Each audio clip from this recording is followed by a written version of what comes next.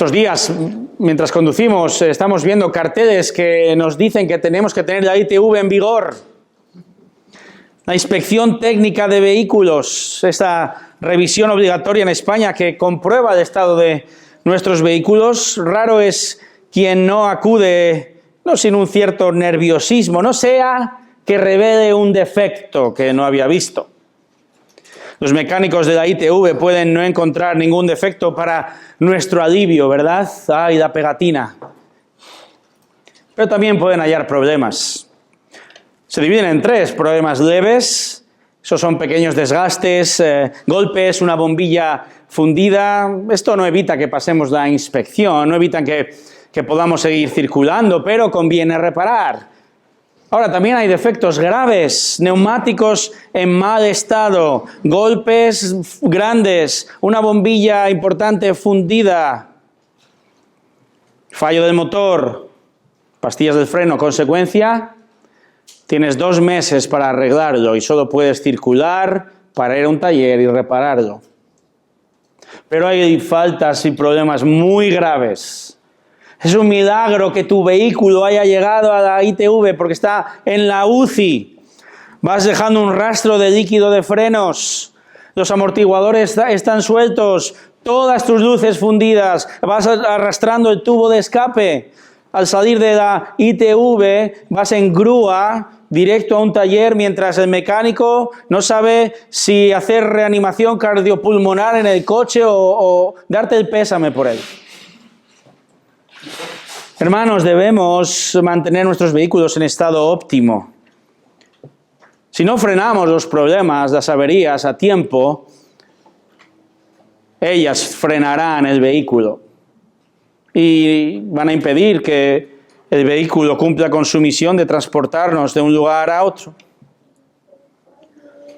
En el año 49 después de Cristo, la iglesia de Jesús se encuentra ante una situación tan grave que pone en peligro el avance de la misión, y podemos decir que por un periodo de tiempo las 2 iglesias más importantes, Jerusalén y Antioquía, deben frenar su misión debido a un gran problema que supone una respuesta errónea a la siguiente pregunta: ¿qué debo hacer para ser salvo?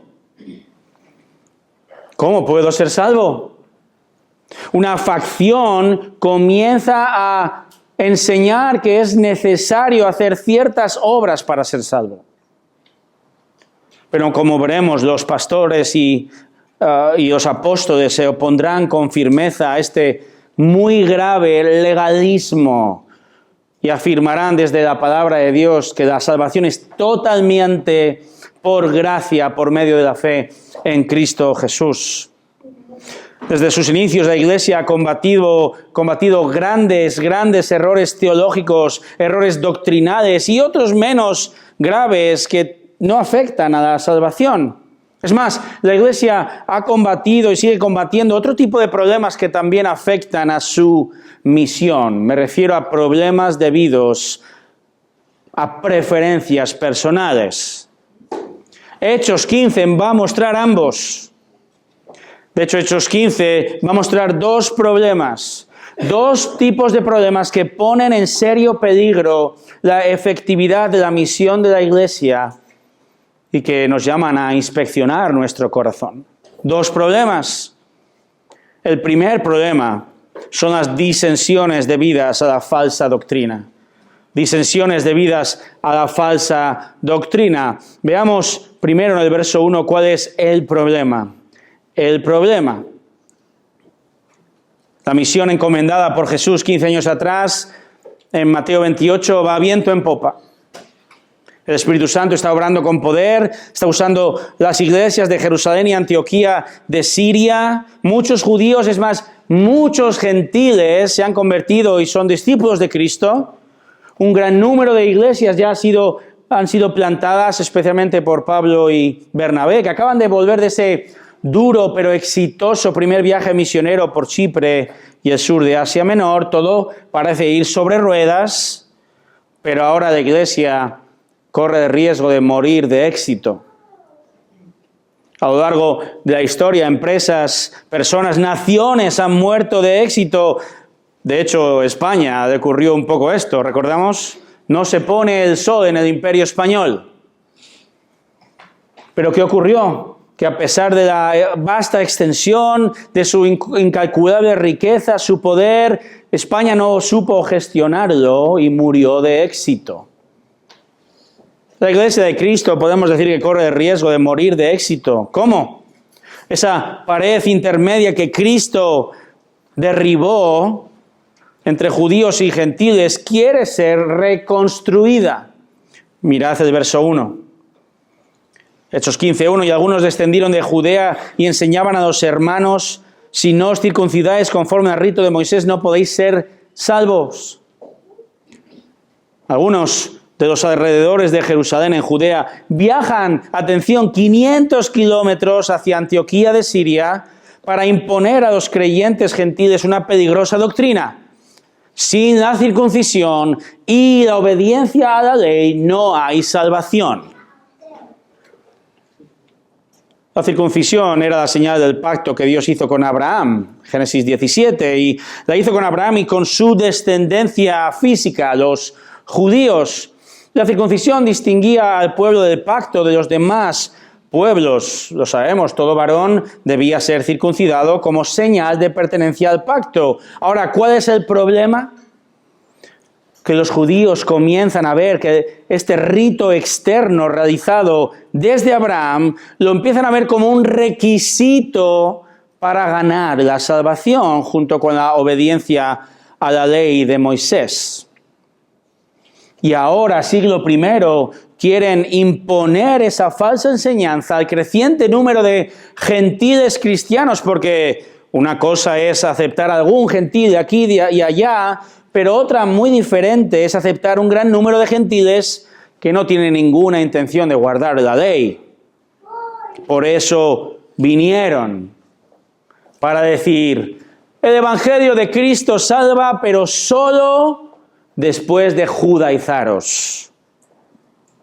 Hermanos, nos encontramos ante una muy grave crisis doctrinal, porque se confunde la señal del pacto, se confunde la representación física con el medio de salvación. La circuncisión que nunca salvó, la ley que es buena pero nunca salvó, ahora se exige como condición para ser salvo. Es decir, se añaden obras a la gracia de Dios. Aunque Cristo murió por sus pecados, Él no es suficiente para otorgar plena salvación. Esta es la enseñanza de la salvación por obras. Hermanos, construir un puente al cielo con un 99% de Cristo y un 1%, es más, un 0,1% humano, dejaría el cielo infinitamente imposible de alcanzar. Ahora bien, desechamos, por supuesto, toda herejía, toda doctrina errónea, pero es cierto que muchas doctrinas bíblicas se han aclarado, se han articulado y han purificado la Iglesia cuando la Iglesia ha, según Judas 3, ha contendido ardientemente por la fe, por la doctrina. De hecho, creo que podemos decir que esta es la razón, una razón de peso por la que Dios permitió esta controversia en Hechos 15, para combatir la mentira que frena el ministerio, para aclarar la verdad y que así la Iglesia continúe siendo efectiva en la misión de Cristo. Hermanos, la Iglesia está en la ITV, o más bien la Inspección Técnica Doctrinal en este instante. Pero gracias al Señor vamos a ver que la Iglesia realmente no puede morir. No puede morir ni de éxito, ni de cualquier otro ataque, sea físico, espiritual, doctrinal, porque Cristo cuida su Iglesia. Y en este contexto lo va a hacer por medio de sus líderes, en lo que se ha venido denominando como el Concilio de Jerusalén. Esta es la solución, segundo subpunto, versos 2 al 21. La solución al problema. Leamos versos 2 al 6. Como Pablo y Bernabé tuvieran gran disensión y debate con ellos, los hermanos determinaron que Pablo y Bernabé y algunos otros de ellos subieran a Jerusalén, a los apóstoles y a los ancianos para tratar esta cuestión. Así que siendo enviados por la iglesia, pasaron por Fenicia y Samaria, relatando detalladamente la conversión de los gentiles y causaban gran gozo a todos los hermanos. Cuando llegaron a Jerusalén, fueron recibidos por la iglesia, los apóstoles y los ancianos, e informaron de todo lo que Dios había hecho con ellos. Pero algunos de la secta de los fariseos que habían creído, se levantaron diciendo: es necesario circuncidarlos y mandarles que guarden la ley de Moisés. Entonces los apóstoles y los ancianos se reunieron para considerar este asunto. Pablo y Bernabé, sabemos, acaban de regresar de un viaje donde miles de gentiles se han convertido. Ellos han estado predicando día sí, día también, Hechos 13:39. ¿Sabes qué dice Hechos 13:39? Búscalo. Por medio de Cristo todo aquel que cree es justificado. En esta predicación no hay rastro de obras para la salvación. Si los judaizantes tienen razón, Pablo y Bernabé han predicado en vano, pero no tienen razón. Por eso tienen una acalorada discusión, pero la disensión, la discrepancia, la discordancia es demasiado grande, por lo que la iglesia en Antioquía los envía a Jerusalén, no sin antes de dar una especie de, llamémoslo, vuelta de honor por Fenicia y Samaria, narrando de esta salvación otorgada por Dios en su primer viaje. Esto también lo hicieron en Jerusalén, y todo esto causa gran gozo a los creyentes, o a casi todos los creyentes. Porque algunos, verso 5, dice de la secta de los fariseos, no está tan gozoso. Exigen que todos los gentiles salvos deben circuncidarse y obedecer la ley. Ahora, fíjate lo que dice el verso 5. Lucas dice que habían creído estos. Esto significa que no son exactamente los del verso 5, no son exactamente los mismos que los del versículo 1. Sí que parece que han sido influenciados, pero los del verso 5, algunos dicen estos son creyentes, han creído. No parece, según el verso, que exijan obras para obtener salvación, pero sí que las exigen después de la salvación. Como explica un autor, estos fariseos son como los creyentes débiles de Romanos 14, quienes seguían leyes dietéticas, rituales, códigos sabáticos por causa de la conciencia. Eran cristianos verdaderos, pero no habían entendido la liberadora verdad de que las ceremonias y rituales del Antiguo Testamento habían quedado atrás. Y reconozcámoslo, nosotros somos así muy a menudo. Cristo nos ha salvado, pero arrastramos muchas convicciones farisaicas, legalistas y muchas mochilas teológicas erróneas que muestran nuestra debilidad en la fe, y además queremos que otros hagan lo mismo. Es posible, pues, que este grupo del verso 5, algunos fariseos, prefieran que los gentiles ya salvos se circunciden y obedezcan la ley ya abolida. Y ese, hermanos, es un terreno problemático en la santificación. Es una falta grave, pero aún podemos trabajar en ello. Pero que otros, como el versículo 1, exijan como medio de salvación la circuncisión y la obediencia, es muy grave, porque la salvación está en juego. Así, en los siguientes 12 versículos vamos a observar la reacción de dos pilares de la iglesia primitiva, Pedro y Jacobo, Santiago. Ellos van a comenzar a aportar argumentos a favor de la inclusión de los gentiles y los judíos realmente, la inclusión a la iglesia solo por gracia, por medio de la fe en Cristo, no por obras. Porque, hermanos, cuando hay un problema en la iglesia, hay que dar argumentos sólidos desde la palabra para rebatirla, para rebatir los problemas. En los siguientes textos encontramos 6 argumentos que os los pongo aquí en la pantalla. 6 argumentos. Argumento número 1. La voluntad de Dios. La voluntad de Dios. Verso 7. Y después de mucho debate, Pedro se levantó y les dijo: hermanos, vosotros sabéis que en los primeros días Dios escogió de entre vosotros que por mi boca los gentiles oyeran la palabra del Evangelio y creyeran. Pedro dice que la voluntad de Dios es que los gentiles sean salvos. Ahora, ¿cómo? Dice, escuchando el Evangelio de Cristo, el Mesías, su vida perfecta, su muerte sustitutoria en la cruz por sus pecados, su sepultura, su gloriosa resurrección 3 días después, mostrando que Jesús es efectivamente Señor y Salvador y que todo aquel que cree en Él tiene vida eterna.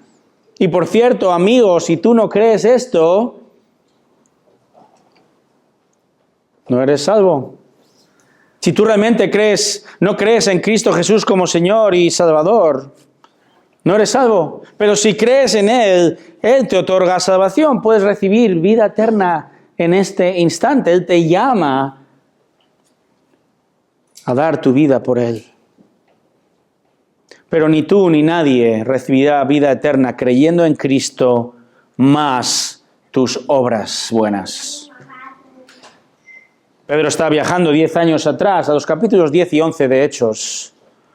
Dios, recordamos, le dio una visión, un lienzo bajó del cielo con toda clase de animales. Implicaba que ya no había distinción entre lo puro y lo impuro, que la ley mosaica del antiguo pacto ya no es vigente, que ahora hay un nuevo pacto donde Dios, por gracia, salva a todo gentil que cree en el Evangelio de Cristo, como ocurrió con el centurión Cornelio, ¿verdad? Es la voluntad de Dios salvar conociendo nuestros corazones pecaminosos y aún así, y por eso, Dios salva por gracia, gracias a Cristo. Nadie es salvo por judaizarse, nadie es salvo por aportar nada al regalo de la fe. Un segundo argumento, verso 8, es el argumento del Espíritu Santo. Verso 8 dice, y Dios, que conoce el corazón, les dio testimonio dándoles el Espíritu Santo, así como también nos lo dio a nosotros.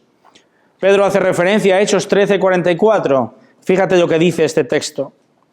Mientras Pedro aún hablaba el Evangelio, el Espíritu Santo cayó sobre todos los que escuchaban el mensaje, y todos los creyentes que eran de la circuncisión, que habían venido con Pedro, es decir, cristianos judíos, se quedaron asombrados porque el don del Espíritu Santo había sido derramado también sobre los gentiles, Cornelio y su familia.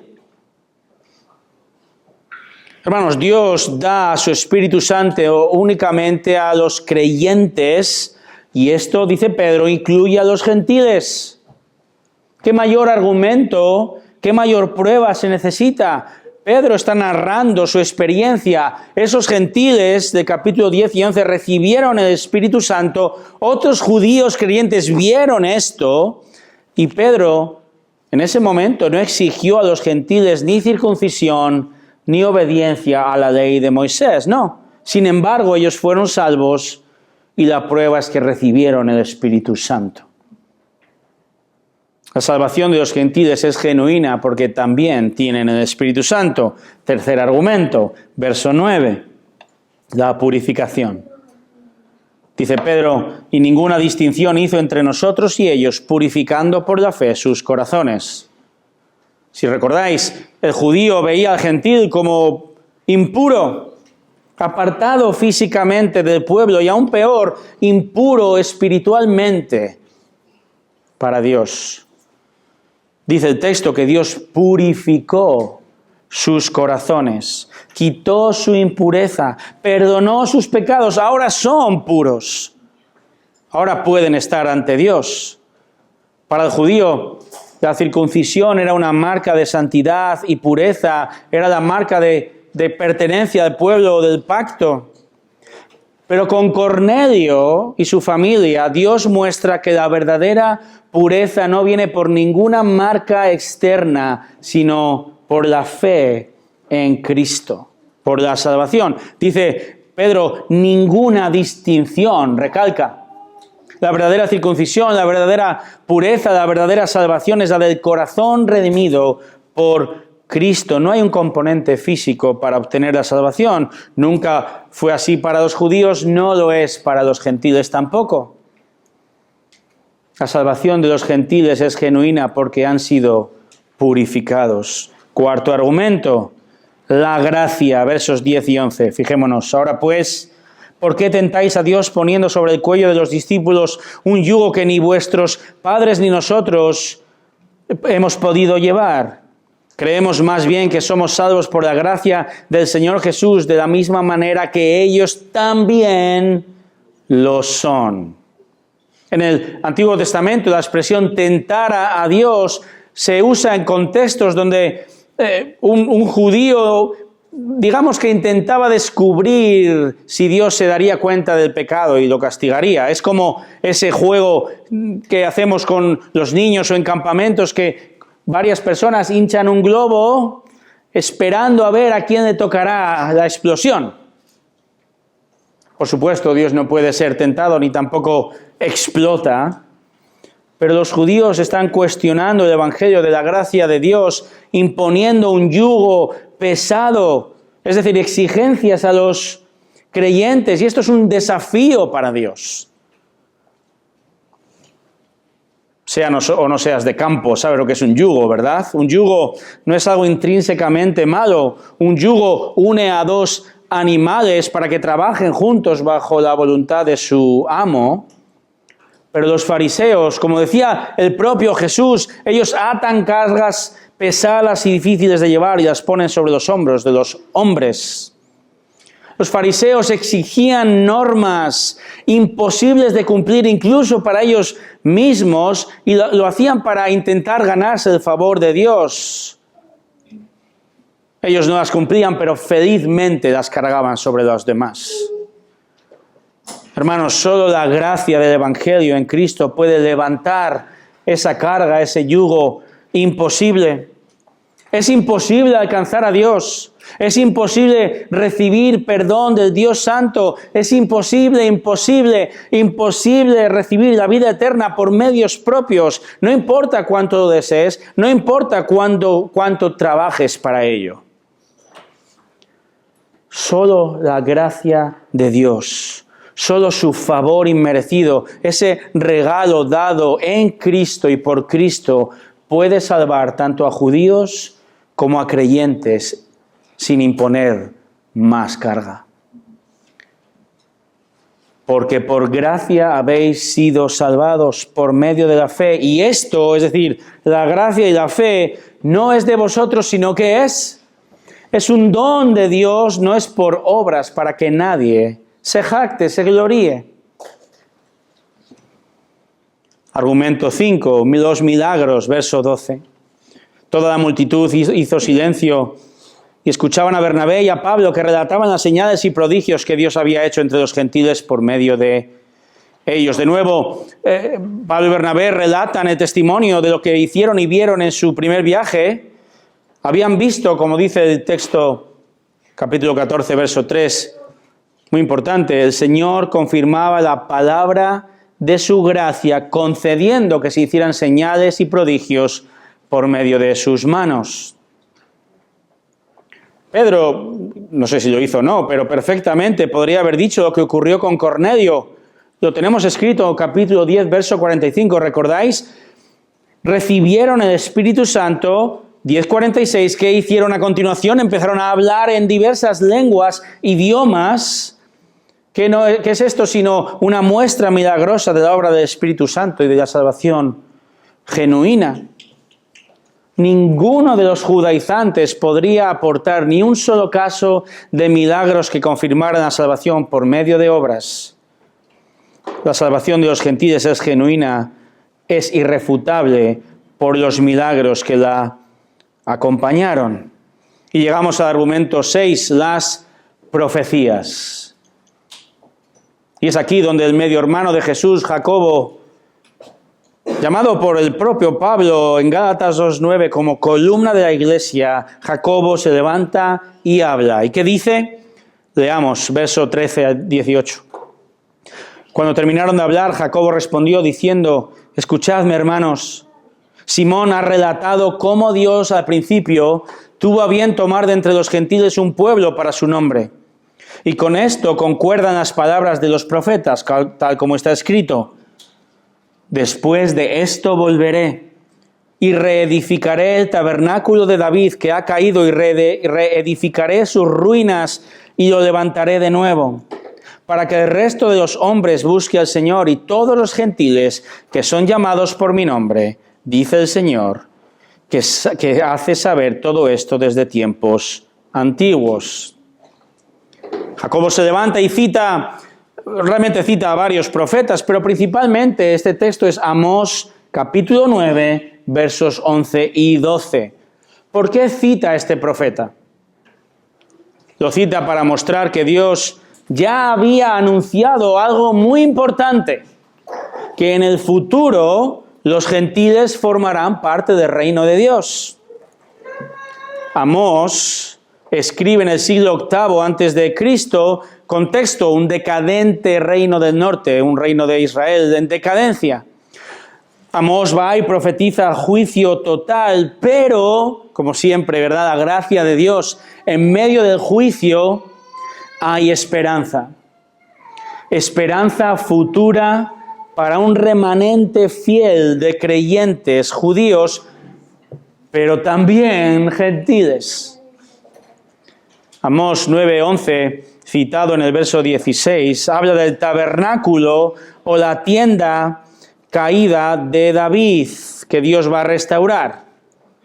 La palabra traducida como tabernáculo también puede traducirse como tienda, tabernáculo como el de Moisés, una cabaña, un refugio, o traducirse según el contexto como un linaje, una familia. Esta es la traducción correcta en este texto.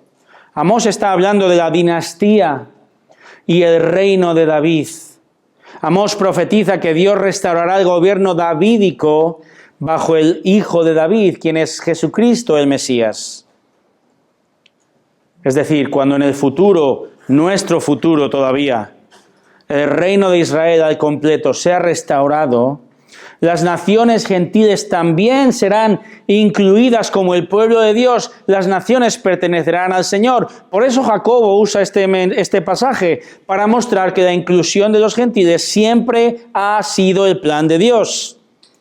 Es decir, si en aquel día futuro, en el reino milenial de Cristo, va a incluir salvos judíos y gentiles, verso 17, llamados, y estos gentiles no son circuncidados ni dependen del pacto mosaico. Si esto va a ocurrir en el reino milenial, entonces, dice Jacobo, los gentiles hoy no necesitan tampoco hacer estas normas. El Señor, verso 18, ha hecho saber todo esto desde tiempos antiguos. ¿El qué? Que los gentiles son parte del pueblo de Dios también, aún sin circuncidar y sin seguir la ley mosaica. El Señor lo profetizó, hay docenas y docenas de versículos. Pero el Señor lo profetizó desde el pacto abrahámico. Dios prometió bendecir en Abraham a todas las naciones. En el pacto davídico hecho con David, dice que el Mesías, el descendiente de David, gobernará en el reino de Dios tanto a judíos como a gentiles. En el nuevo pacto Dios prometió transformar el corazón de un pueblo formado por judíos y gentiles en Cristo. Esto ha sido profetizado en muchos lugares. La salvación de los gentiles concuerda con los profetas. 6 argumentazos, diríamos. 6 argumentos. Hermanos, los grandes problemas doctrinales requieren soluciones muy bien argumentadas y articuladas y a veces difíciles de entender. Pero, sea en concilios o no, requiere que todos nosotros conozcamos la palabra de Dios para poder argumentar, defender la fe. Ahora, si los problemas no son plenamente solucionados, no lo son si no se ponen en acción, ¿verdad? Si no se aplican. Tú piensa en esto en el contexto de Hechos 15. Tras meses de disputas doctrinales, los gentiles estarían realmente dudosos. ¿Y ahora qué hago? ¿Soy realmente salvo?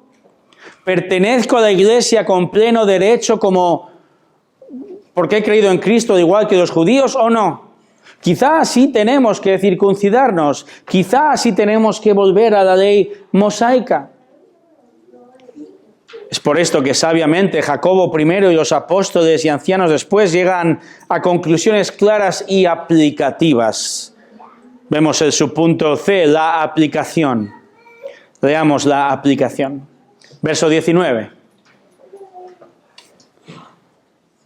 Por tanto, yo juzgo que no molestemos a los que de entre los gentiles se convierten a Dios, sino que les escribamos que se abstengan de cosas contaminadas por los ídolos, de fornicación, de lo estrangulado y de sangre. Porque Moisés desde generaciones antiguas tiene en cada ciudad quienes lo prediquen, pues todos los días de reposo es leído en las sinagogas. Entonces pareció bien a los apóstoles y a los ancianos, con toda la iglesia, escoger de entre ellos algunos hombres para enviarlos a Antioquía con Pablo y Bernabé, a Judas llamado Barsabás y a Silas, hombres prominentes entre los hermanos, y enviaron esta carta con ellos. Los apóstoles y los hermanos que son ancianos, a los hermanos en Antioquía, Siria y Cilicia, que son los gentiles, saludos. Puesto que hemos oído que algunos de entre nosotros, a quienes no autorizamos, os han inquietado con sus palabras, perturbando vuestras almas, nos pareció bien, habiendo llegado a un común acuerdo, escoger algunos hombres para enviarlos a vosotros con nuestros amados Bernabé y Pablo.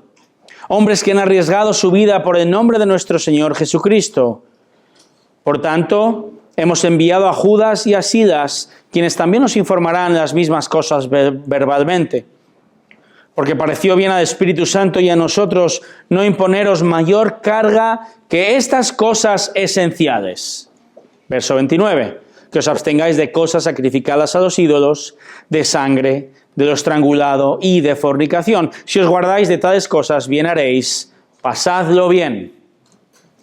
Verso 30. Así que ellos, después de ser despedidos, descendieron a Antioquía y reuniendo a la congregación entregaron la carta. Y cuando la leyeron se regocijaron por el consuelo que les impartía. Siendo Judas y Silas también profetas, exhortaron y confortaron a los hermanos con un largo mensaje.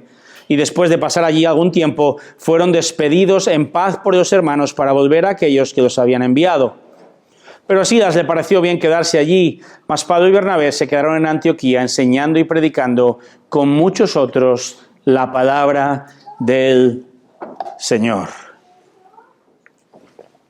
Os lo resumo. Queridos gentiles, no os preocupéis. Era una herejía de unos que no hemos enviado. No tenéis que circuncidaros. No tenéis que obedecer la ley mosaica para ser salvos. Ya sois salvos por gracia. Habéis sido incluidos en la iglesia formada por judíos y gentiles a los que Cristo ha salvado. Ahora bien, queremos pediros 4 cosillas importantes. No comáis cosas sacrificadas a ídolos, no comáis sangre ni nada estrangulado y absteneos de fornicación. Si obedecéis estas cosas, haréis muy bien. Atentamente, los de Jerusalén.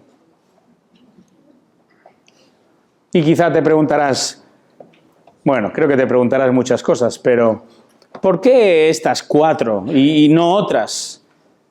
Estos 4 aspectos tienen que ver con prácticas muy comunes entre los gentiles, pero que son violaciones inadmisibles de la ley de Moisés, especialmente Levítico 17 y 18. Así que la carta primero habla de sacrificar, ¿verdad? Cosas o comer cosas sacrificadas a los ídolos. Los paganos ofrecían alimentos a sus ídolos y muchos creyentes gentiles no tenían problema en comer esa carne que luego se vendía en el mercado, aunque los creyentes gentiles tenían realmente libertad de comer sin problema. Por amor a los creyentes judíos y su contexto de la ley mosaica, por amor a la unidad necesaria para servir con éxito, les pidieron mejor no hacerlo. Esto incluía abstenerse de asistir a banquetes celebrados en templos paganos con carne dedicada a los ídolos, abstenerse de contextos de idolatría. Pablo tendrá que lidiar con este tema en Romanos 14, en 1 Corintios 8 al 10. Hoy en día podíamos aplicarlo así: cuidado con participar en eventos religiosos de contenido claramente no cristiano, o en eventos no religiosos también. En cuanto a las peticiones 2 y 3, no comer sangre ni nada estrangulado, esto tiene que ver con leyes dietéticas del Antiguo Testamento.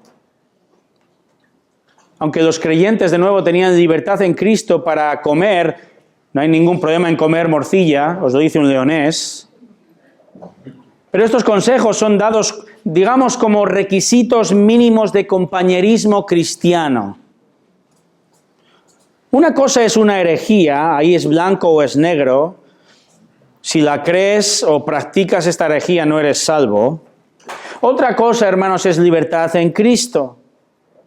Pero es cierto, como Pablo enseña en Romanos y en 1 Corintios, que la libertad que tenemos en Cristo no da ni licencia para pecar, ni tampoco hemos de ser piedra de tropiezo a otros creyentes débiles, y por eso les piden estas cosas. Cuarto, habla de la fornicación o inmoralidad sexual. La palabra griega es porneia. ¿Te suena? Pornografía hoy en día. La moralidad sexual es pecado tanto en la mente como con el cuerpo, y esto no es un tema de libertad cristiana, por supuesto. Pero en el contexto de los gentiles, ellos venían de un contexto mucho más promiscuo.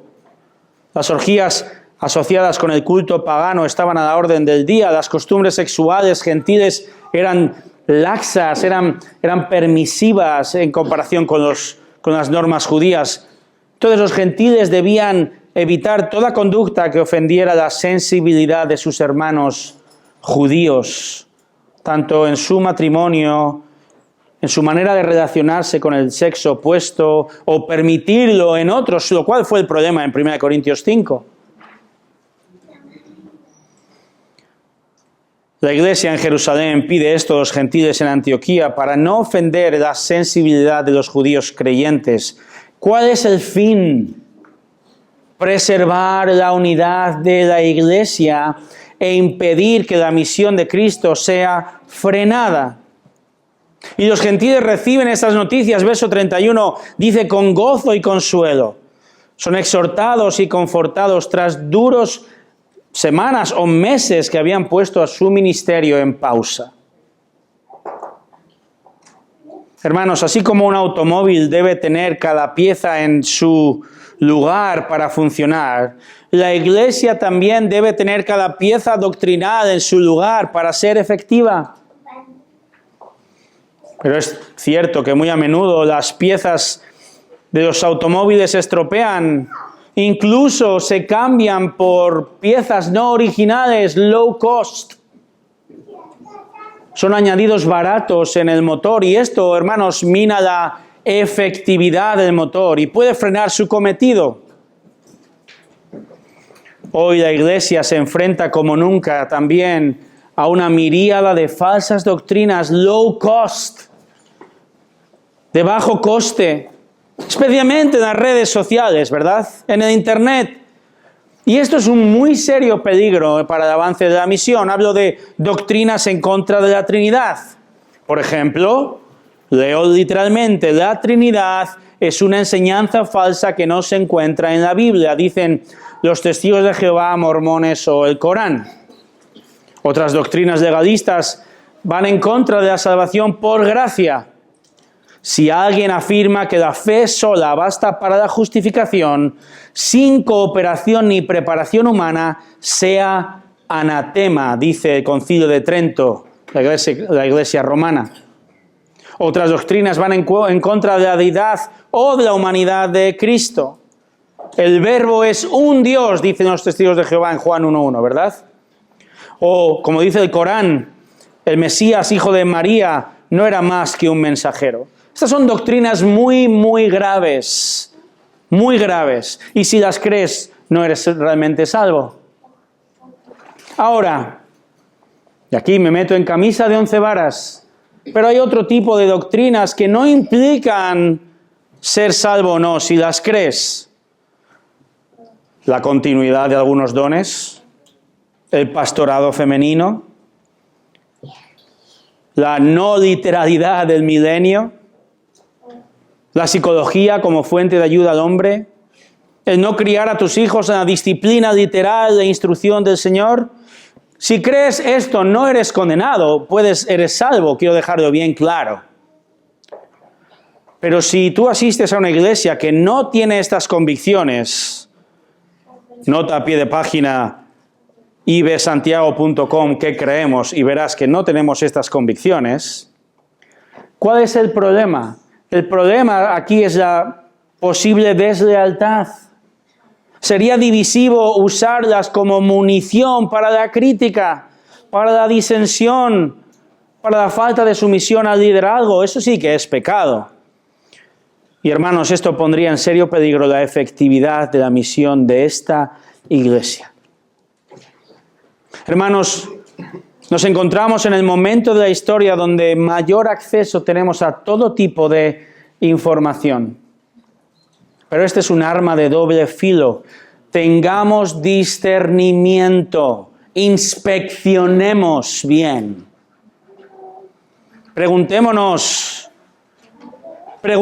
a quienes tienen más discernimiento que nosotros, todo en pro de no ser un freno para el avance, sino en ser efectivos en la misión que Cristo tiene para esta iglesia.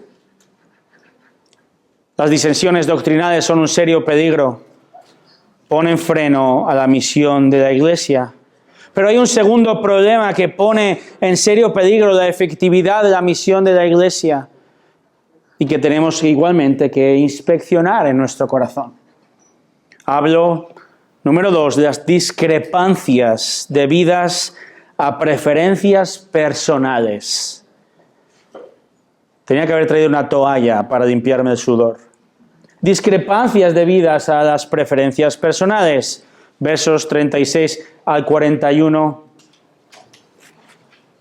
¿Cuál es el problema? Leamos verso 36.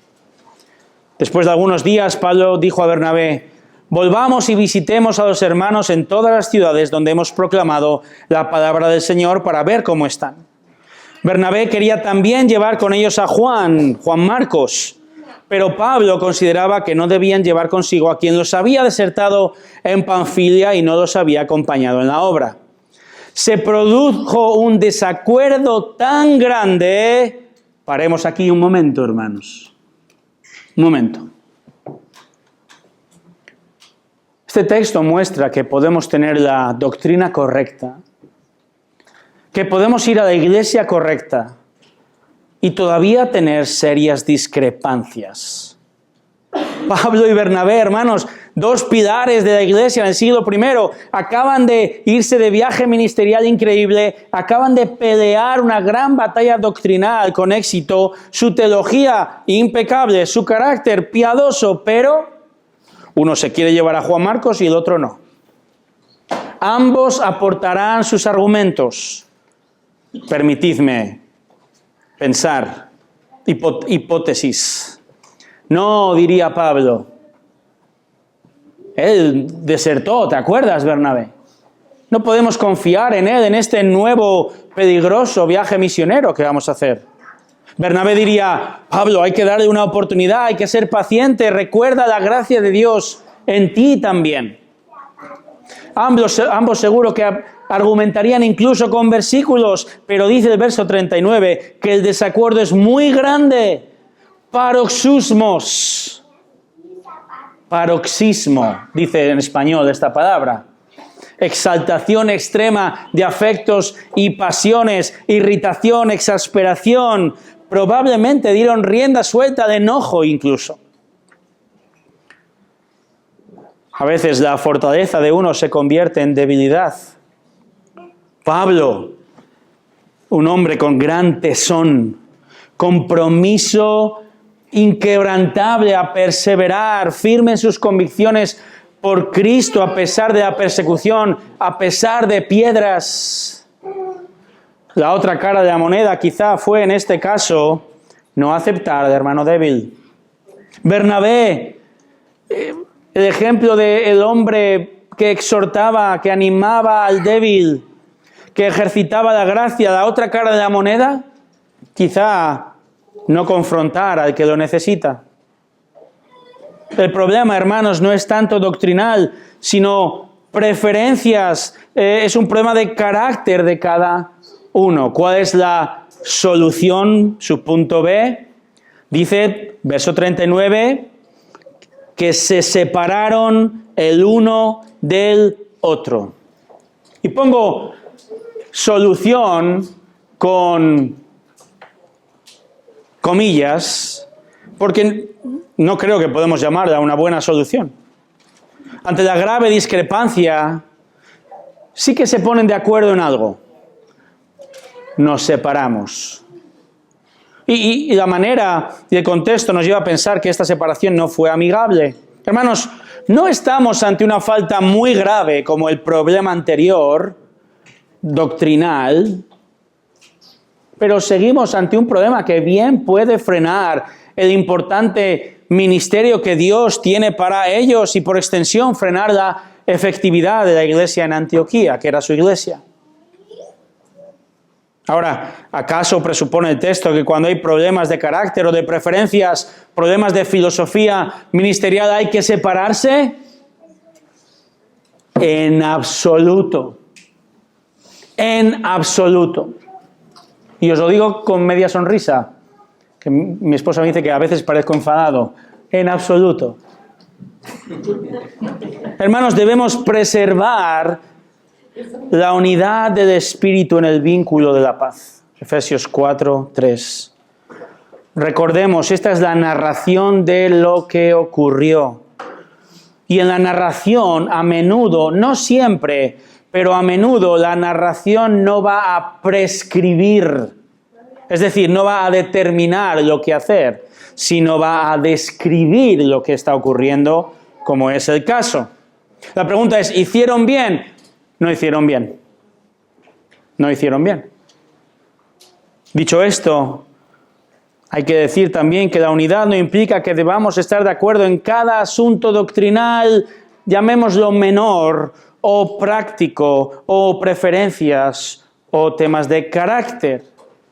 Pero la unidad sí implica que por amor a Cristo y al cuidado del ministerio de la iglesia, voy a inspeccionar mi corazón y ver si soy yo quien frena de alguna manera el ministerio de la iglesia. Quizá aireando mi opinión y mis preferencias, no sometiéndome al liderazgo, no amando al hermano. Iglesia, no es malo tener convicciones, pero las preferencias personales, las diferencias de carácter mal usado, traen discrepancias en la iglesia, más hoy que los problemas doctrinales. La forma en cómo hemos de vestir, el tipo de música que tenemos que escuchar, el orden del culto que hemos de seguir. Para unos, 1 hora de predicación es un suplicio. Para otros, se les queda corto. El pastor no tenía que haber predicado esta última parte. Por supuesto que sí, muestra otro gran problema. ¿Debemos tener escuela dominical? No debemos tener escuela dominical. ¿Todos debemos salir a evangelizar el sábado por la tarde como iglesia? No, el evangelismo es una forma constante e individual de ministerio. ¿La cena del Señor debe celebrarse cada domingo? No, una vez al mes, para no acostumbrarnos. Qué bonito es el color de la pared, qué feo es el color de la pared. ¿Cómo es posible que un creyente beba alcohol? No hay nada malo en beber alcohol, con moderación. La guitarra eléctrica no tiene cabida en la iglesia porque tiene cuernos como Satanás. Hablo por experiencia propia. No, la guitarra es un instrumento y nada más.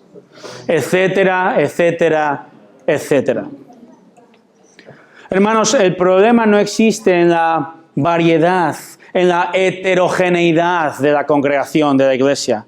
El problema es que por nuestro pecado, las discrepancias se conviertan en un problema grave y dividan y pongan pausa a la misión de la iglesia, como ocurrió en Romanos 14, en 1 Corintios 8, etcétera, etcétera, con el tema de la carne sacrificada a los ídolos. Ahora, ¿cuál es la aplicación? Subpunto C, aplicación final del verso 39. Y Bernabé tomó consigo a Marcos y se embarcó rumbo a Chipre. Mas Pablo escogió a Silas y partió, siendo encomendado por los hermanos a la gracia del Señor, y viajaba por Siria y Cilicia, confirmando a las iglesias. ¿Quién tuvo razón?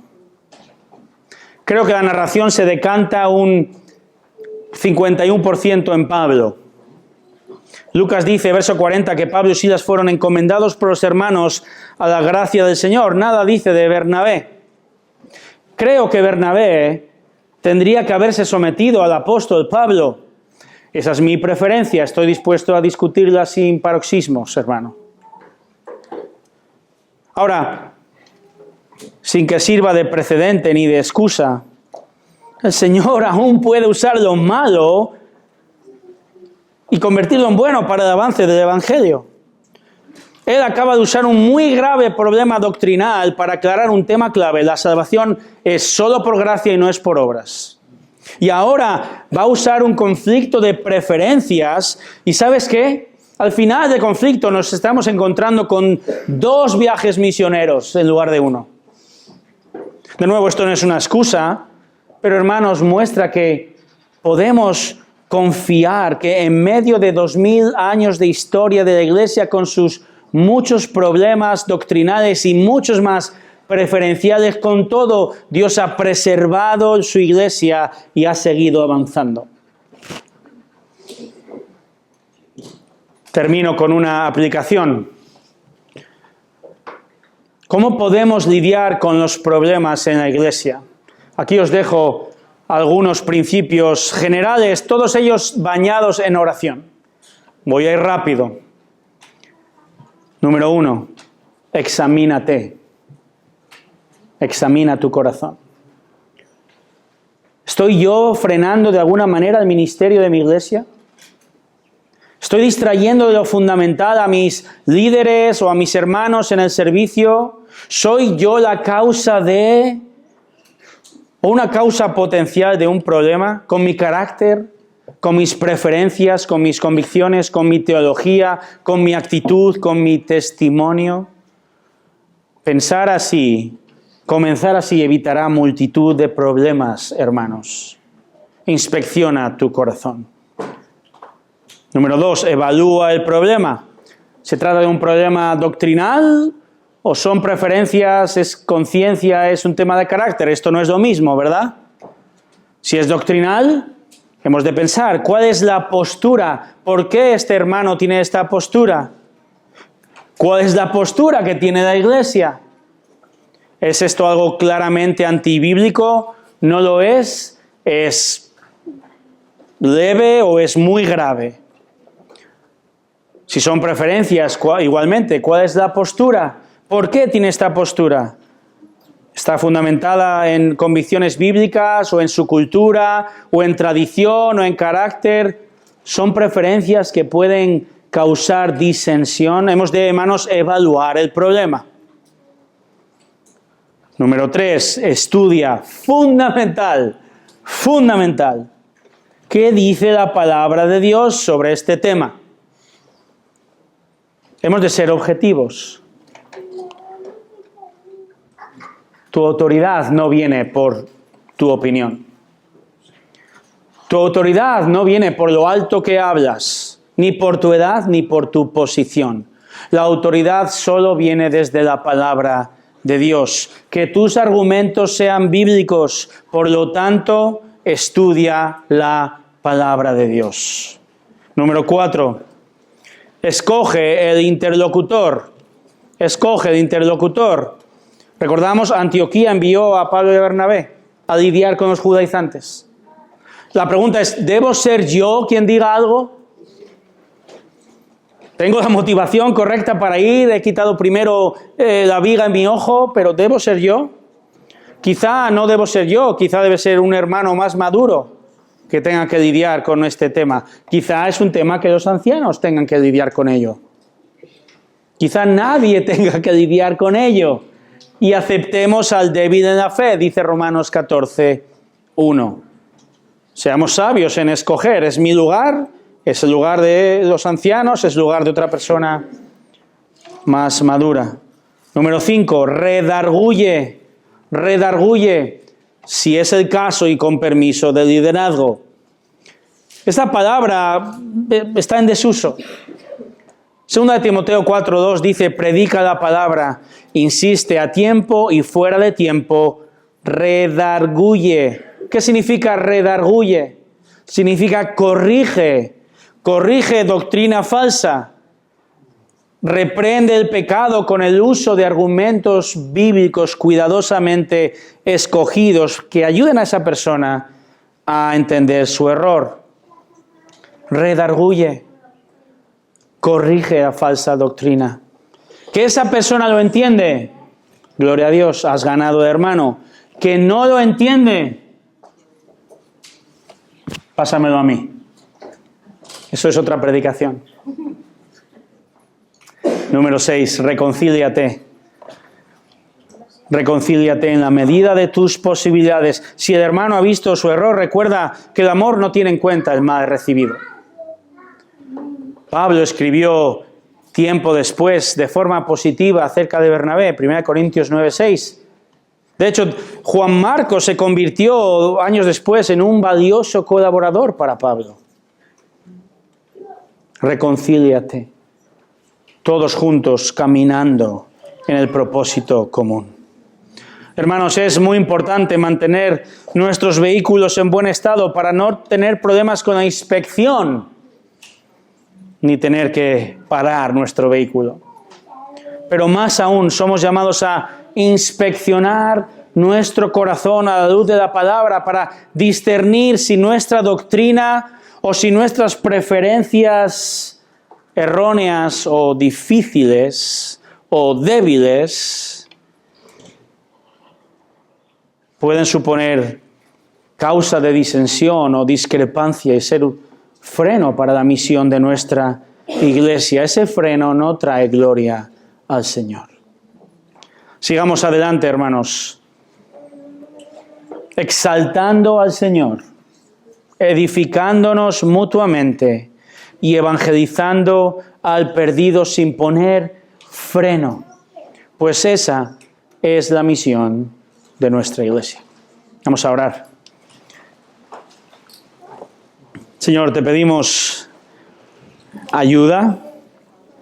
No sabemos todo y no vemos todo nuestro pecado, pero sí te pedimos ayuda siendo diligentes en acudir a tu palabra y, Señor, que podamos abrir a corazón abierto nuestro corazón por medio de las Escrituras y ser conscientes de quizá errores doctrinales, pero también de preferencias, de convicciones que quizá aún tengamos libertad de pensar y ejercitar, pero que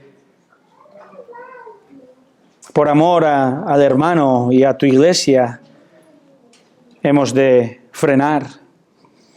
Señor, la meta es la de no ser freno, no poner pausa en los ministerios, en el ministerio de esta iglesia, sino juntos a una misma voz, avanzar, perseverar, someternos a tu voluntad, de tu palabra. Señor, y conformarnos más, no a nuestras preferencias, sino a tus preferencias. Ser más y más como Cristo.